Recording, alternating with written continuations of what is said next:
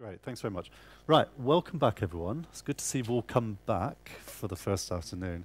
But this is where it gets a bit more serious for you because you now have to start doing something, all right, other than listening. I've got a few slides to give you some background context to the exercise, and then I want to introduce the exercise itself to you and what you're actually going to be doing, and I can give you some resources, and we're going to go into groups and do things like that. But let me just explain to you what you're going to do. So this is basically what the exercise is about. You're going to explore the effects of the new IPCC community scenarios, the so-called RCPs, SSPs, which I'll describe to you later on if you're not familiar with the acronyms, on future land use change in Europe using a regional integrated assessment model. Right? So that's going to be your exercise. So it's nice and simple, nothing too difficult there. So what I want to do now is to introduce you, first of all, to the model that you're going to be using, and then to the RCP and SSP concept, which is some of the data that will be used as input. So basically what we're going to do is we're going to give you the RCP climate change data. It's already uploaded into the model. What you're going to be working on is the development of the socio-economic development pathways and the inputs to the model, the parameter input values. Okay. Right, first of all, introduction, you're going to use a model called the ClimSave Integrated Assessment Platform, I should say, or the IAP. All right. So this is, as I said, a regional integrated assessment model. So it's a range of coupled meta-models that cover a range of different land-based sectors. Okay, I'll explain what those are in a moment. So the model runs through a web-based interface. All right, so you can have access to the model through this interface. You can all access it simultaneously, and hopefully it won't fall over. And I'll show you the interface in a moment so you can actually see what it looks like. And that's the website where you can find the model, but don't go there just yet. All right? Just wait a little bit, listen to what I've got to say, because you'll have plenty of time to play with this model all afternoon, and all night if you want to. It's up to you. Right, so this is what the model does. So basically it covers these range of sectors. So we've got agriculture, forests, we've got coastal flooding and riverine flooding, there's water resources and water quality. It looks at a whole range of different species that collectively make up biodiversity, and it looks at urban land use as well. So it's covering the main sort of sectors in inverted commas. The point about this model, though, as with other integrated assessment models, is that we know that there's, for example, competition for land for these different types of activity. We know there's competition for water resources between these different sectors, and we know that there are indirect impacts of things like climate change through the impact of one sector on another sector. So basically there are lots of interactions, and this is what this model attempts to do. It tries to build those interactions and allows you interactively to explore the outcomes of different scenarios that you can build. Just in sort of general terms, again, as I mentioned, the model itself is made up of a range of individual meta-models. So there's a reason for that. Meta-models are basically simplified versions of a more complex process model. So there's a whole different types of methods that are used. Some of them are simple lookup tables, some are simple statistical emulators, some are just reduced form models. You've got neural networks that are used. It's a whole range of things. The reason for using meta-models and not the full process models is when you start coupling all of these different sectoral models, it gets very complex and it takes a long time to run the whole model. The whole point about this tool is that it's interactive and you can run the whole system in less than 2 minutes. Okay, so you can constantly go back and change the inputs and explore the outcomes. So that's the reason it's based on a meta-model approach. There's actually a version that runs for Scotland, but a version that runs for the EU 27 plus 2, which is Norway and Switzerland. And you're going to be using the European example in your exercise. Okay. These are just the different individual meta-models that are modeled and the connectivity between them. So it's very much a sort of cascade of flows of information between these meta-models. There's about 1 or 2 feedback mechanisms in there, but generally it's fairly sort of linear, step by step. This is what the interface looks like, and I'll take you through it again in a moment. So the whole thing is driven by these sliders. So if you want to change population, you just whiz that slider up and down, and hit run, and you rerun the model. And you'll look on these tabs here. These tabs represent the socio-economic settings, which are effectively the driver categories that I was showing you earlier. So you can look at a whole range of different things: societal preferences, demographics, economic development, etc. Actually, the up-to-date interface looks a little bit different from this, but that doesn't matter. And you can also run different climate scenarios as well. You could choose the time horizon. We're going to look at 2050. It's a time slice. You could choose the emissions scenario. This is based on SRES. I'll come back to that in a moment. You could choose different climate models, different climate sensitivities as well. And there are some predefined socioeconomic scenarios, but you're not going to be using those because you're going to be using the SSPs, which I'll explain later. But what you can also do is choose your sector from this list up here, and you get a whole range of different output indicators from the model, which you can then show on maps. Right? And you can download all your data as well, okay, to a spreadsheet. So that's basically what it looks like. So the scenarios you're going to be using, this is the heart of the exercise. So some of you, I guess, will be familiar with SSPs and RCPs. Yeah? Good. Is everyone familiar with that? Is anyone not familiar with them? Right, one, two, few. That's okay. So it's about half and half. That's fine. I'll just quickly run through some of the basic principles. But basically, the RCPs stand for the Representative Concentration Pathways, RCP. And they are associated with what are called the Shared Socioeconomic Pathways, or the SSPs. Right? So that's what the acronyms represent. And this is the sort of new approach to climate change scenarios that are being developed not directly by the IPCC itself, as the SRES scenarios were, but by the community of researchers who are involved in the IPCC process. So they're largely seen as a replacement for the SRES approach. Okay? So that's why it's hot off the press, effectively. That's what we're trying to do here. So the RCPs, they're actually more normative than exploratory, because what they're interested in doing is looking at sort of radiative forcing levels that lead to concentration pathways that lead to the radiative forcing levels. And they're defined, as you could see in the previous one, in terms of the watts per meter squared. So you've got RCP 2.6 watts per meter squared, 4.5, 6, and 8.5. So obviously the 8.5 has a higher radiative forcing, which leads to a higher range of global temperature changes, depending on other assumptions like the models, etc. So there's variability around that. So that's basically where we are. The forcing levels are projected out to 2100. And obviously, if you look on the graphic on the right, the different RCPs have different temperature ranges. Right? So going up to sort of 5 or even beyond 5 degrees, I think, in some of them. Okay, so they're basically there to try and span a range of uncertainty in radiative forcing. So that's the RCPs. You just need to know about that. We're not actually going to do anything other than you'll just use data for the RCPs, which I'll explain in a moment. What you do need to know more about is the shared socioeconomic pathways.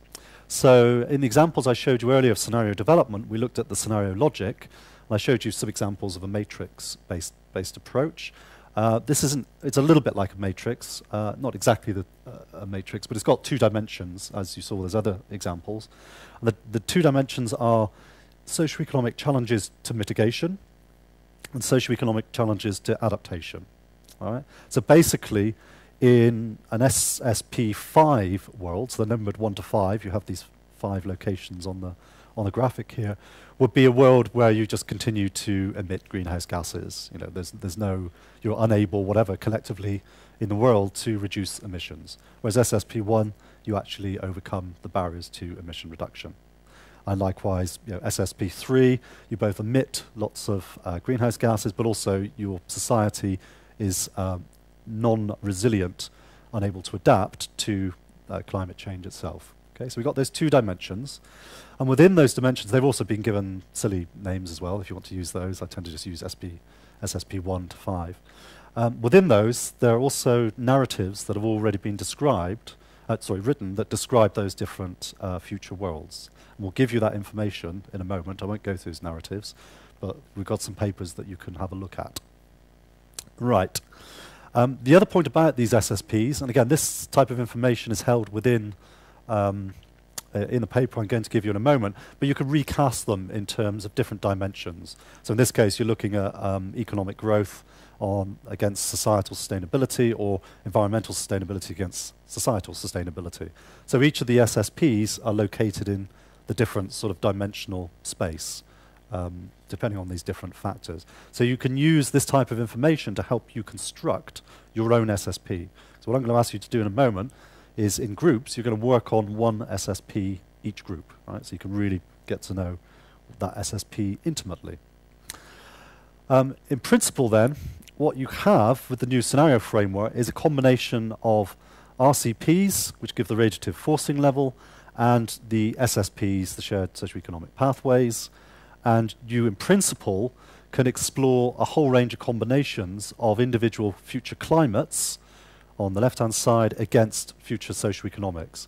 And in fact, in the new approach, there's no definition of what socio-economic pathway should go with which climate. In principle, the argument is that all combinations are possible. In practice, they probably aren't. And for the benefits of the exercise here today, we're just going to choose one RCP to go with one SSP, just so you have time to do those runs. Okay. There we go. A bit more of that. Right, so now the exercise. How will land use change in Europe by 2050 in response to socio-economic and climate change? That's our focal question that we're defining for you. So I'm going to divide you up into 5 groups in a moment, and each group will work with one SSP. Okay, I'll explain to you how I'll do that in a moment. You're going to run the SSP through the ClimSave integrated assessment platform, all right? And you're going to generate lots of indicators of land use change as outputs from that. And at the end of today, I just want you to very quickly present, each group to present back the results that you found from your analysis. We're just in 5 minutes, yeah? It's not a big presentation. It's important, though, that you do generate some results because you're going to use these results in your exercise tomorrow. All right? Is that right, Tom? You're going to be working all night running models with the data? Yeah. Okay, good. Step by step, just to take you through this is what you need to do. Right? So first of all, you need to read your SSP storyline. So you need to understand it. Right? I'll give those to you in a moment, one per group. You need to explore the IEP modeling interface, and I'll show you that again in a moment. Right? But just have a play around, get to know it. Then you have to go through a process of interpreting the input parameters to the IEP from your SSP narrative, from the storyline. And you could do that to start with in a qualitative way. So that might be, as I showed you a little bit earlier, population might be high, medium, or low. Right? So that's just a qualitative statement. And I'll give you a paper, a copy of this paper, which has just been published in a moment by Brian O'Neill, just published in Global Environmental Change, which describes the SSP narratives. And there's tables in here which actually give that qualitative information for most of the variables you're dealing with, but not for all of them. So some you can do quickly, others you might have to think yourselves and do your own interpretation. You then, though, have to do another interpretation step, which is to go from the qualitative, high, medium, low, to the quantitative input values. And those are the values on the sliders themselves on the model, or sometimes they're check boxes. So you need to do that. You need to save the model, which you can do. I'll show you how to do that. You need to run the model, generate your outputs, and you can download the data to a spreadsheet and report back later on those results. Okay? Right. This is what I'm going to give you as well. We've got printouts of this. Okay? You can have some of these per group. So what I've done is given you a complete list of the important input parameters to the ClimSave IEP, which are, for example, under the social category. These are the values that you'll find that there are sliders for, or checkboxes. So you can go through and first of all fill this out qualitatively. So as I said, is population change high, medium, low, or you can give it a 1 to 5 scale, or you can go plus, plus, minus, minus, whatever you want to do. But it's all qualitative. And then you go through and come up with a value. What does high population growth mean? All right? You might have to make some heroic guesses on this at times, right?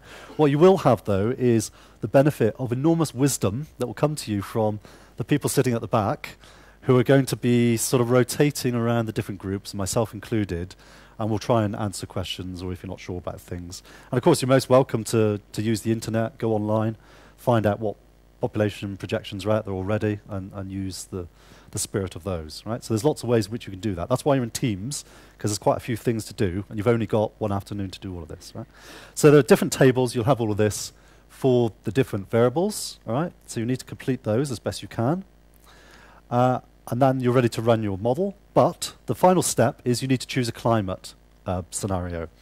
Now, because the RCPs and SSPs are hot off the press, they're only now being quantified using models. So when the ClimSave IEP was produced before that happened, so the IEP uses the SRES scenarios. However, there has been several studies, published studies now, which have attempted to map the RCPs onto the SRES scenarios. So what we can do is just use a simple analog for the purposes of this study, which you can see is down the bottom here. If instead of RCP 8.5, we can use the A2 SRES. RCP 6 is the B2 SRES, is the equivalent. RCP 4.5 is the B1 SRES. And those data are pre-loaded into the ClimSave IEP, so you just choose it from a drop-down menu and you can do your runs. So the focus of your exercise is on the socioeconomics rather than the climate, but the climate will have an effect on the outcomes. The other thing is just to to limit the exercise. Remember I showed you this table before. What we can do is quite intuitively is just to limit for each group to one SSP and one RCP. I propose to do it like this. I mean, if you want to do it differently, you're most welcome, but it seems like a logical way of doing it. Clearly, the two SSPs that have the highest challenges to mitigation are the ones that are going to have the highest climate change, so it seems reasonable to make those 8.5. The bottom one, SSP1 and SSP4, is the lowest mitigation, so it's going to have the lowest climate change, so it makes sense to be 4.5. I haven't done 2.6, because apparently that's just about impossible to achieve. It's implausible, based on current trajectories, frankly. So you have to do something really bizarre to actually get down there. And then the SSP2, middle of the row, we'll just put in between. Okay, so that's just a little matrix, so you know which SSP is going with which RCP, which actually translates into an SRES scenario in the model. Okay, got that? Good. We can always help you again. So there's some resources here. So you can go to the model homepage and have a look. There's also just recently published a special issue in the journal Climatic Change, which has about 10 or 12 papers all about the ClimSave IEP and its applications. So there's plenty of background. I don't expect you to read all of that. There won't be a test later. And there's some other key papers that you might be interested in. I'll give you a copy of the O'Neill, and you can find the others online if you're interested in sort of general background to the ClimSave project and to scenarios in general. Okay. Any questions on that so far? Right, okay, that's good. That means that everything is completely crystal clear and you have no problems whatsoever. Okay, when you go to the ClimSave project website, it'll look something like that. And you will be able to go to the IEP tool. You've all got computers with you, okay? So assuming that you can all use your own computers for this, it's just a web page. You click on that, and it brings you to this page with a little bit of background information. There is a login. So to use the model, it's completely free, but you just have to register. That's just so the model developers have an idea of who's using the model and things like this. So there's nothing sinister about it. You have a login, you can hit start, and then you come to, because I've already done it, a screen that looks like this. Okay. And again, I've done a run already just for the baseline conditions, but let me just quickly run you through the interface. You can explore this. It's supposed to be intuitive, right? And you're all used to using computers, so I'm sure you'll be able to work it out.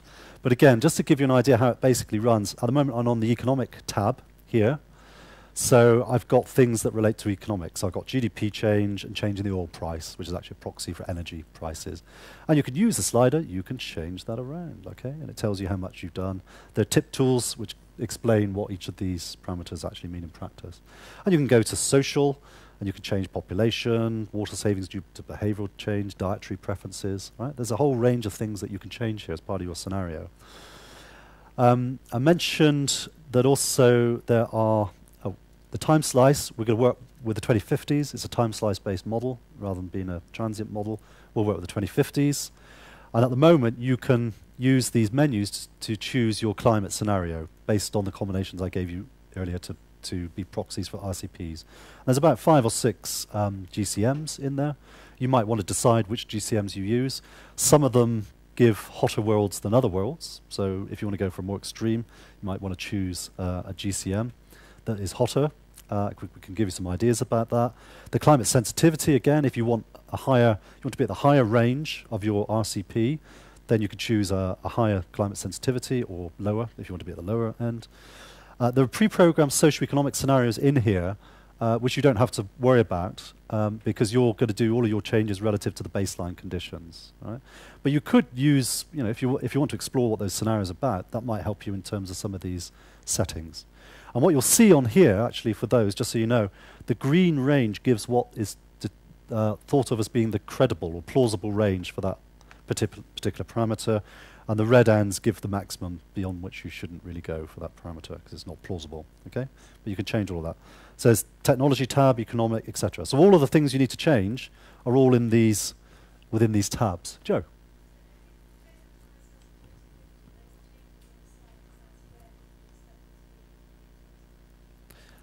If you choose a socio-economic scenario, if you choose the baseline, it gives you the current value. So what I would suggest is don't worry about the socio-economic scenarios here. You can choose your climate scenario as defined, choose your baseline, and that gives you the current situation. So then anything that you do as your scenario is a change from now to 2050. Yeah, like a step change to a 2050. Is that okay? Then if we want to look at some of the outputs here, so this right-hand side gives obviously the mapped outputs and the legends. You can change the legend if you want, actually. You can look at the absolute values, but if you're running scenarios, it's quite useful to look at the relative value. Oh, I haven't done a model run yet, so there's no data there. But the relative value gives the change to the baseline as a percentage. And again, you can choose from here a whole range of different sectors you're interested in, agriculture, forestry, whatever you're interested in. And you could choose a whole range of output variables, land cover types, crop yields, areas of different crops. So there are several indicators here that are basically land use indicators. You can look at urban areas, agricultural areas of different types of agriculture. You can look at forest areas, etc., and different types of habitat areas if you're interested as well. And again, you can also save your scenario. That saves all the settings in here, and you can load it up again if you want to, and you can export the data as well to a CSV file. Okay, so in theory, it should be nice and easy to use. I mean, it looks a little bit scary to start with, but once you start playing around, I think you'll find that you'll get there. There's quite a lot of help in the system here, so you can go to the help screen, which will tell you a little bit more about the models and other issues. I realize this is like a user guide, basically. I realize that for you, most of this is going to be quite black box, because you won't know what's behind the models, right? You're just running them. But if you want to know, I can give you some ideas about what the models are actually doing and how they're trying to do that if you're interested in asking those questions. Okay. But otherwise, I think we're ready to go. Is that sort of fairly clear as well? Everyone happy with that? I think you'll find once you get into it that it'll work much more easily. Right, I'm going to put you into groups now, and basically we want you to self-organize yourselves within the groups. So we'll just float around, giving you ideas, trying to answer questions. If you get stuck, don't be afraid to ask questions. But otherwise, you just organize yourselves and organize the work between you. So what you have to remember is that at the end of today, the last half an hour, I want you to come back and make your group 5-minute presentations. So obviously, that'll be a long 5 minutes if you haven't done anything and you've got nothing to present. Right? So just try and get some runs done. As I said, sometimes it may not be perfect in the time you've got available, but do as much as you can. And you can always run whatever values you got. Tom?